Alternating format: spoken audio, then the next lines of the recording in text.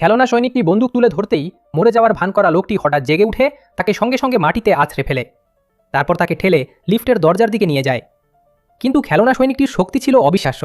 সে খালি হাতে লিফটের দরজা আটকে রাখে, তবুও বেশিক্ষণ টিকতে পারে না।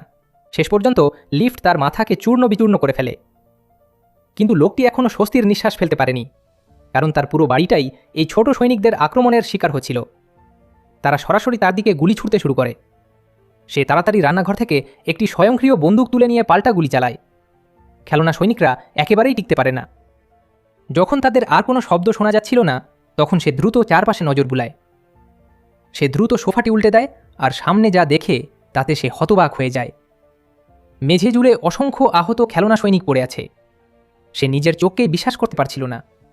তারা যেন ভালোভাবে প্রশিক্ষিত, এমনকি আহতদের চিকিৎসাও করছিল। একজন সৈনিক যখন দেখে লোকটি তাদের উপর দাঁড়িয়ে আছে, সে দ্রুত অস্ত্র তুলে নেয়, কিন্তু লোকটি তাকে পা দিয়ে চাপা দিয়ে পিষে পিষে ফেলে। আরেকজন পালাতে চাইলেও সেও একইভাবে পিষে মারা যায়। ঠিক যখন সে ভাবছিল সব শেষ, তখন হঠাৎ কয়েকটি ছোট হেলিকপ্টার কোথা থেকে যেন হাজির হয়ে গুলি চালাতে শুরু করে। এবার তাদের অস্ত্রের শক্তি ছিল ভয়ঙ্কর। একবার আঘাত পেলেই লোকটির জন্য তা মারাত্মক হতে পারে। আর কোনো উপায় না দেখে সে দৌড়ে ঢুকে পড়ে।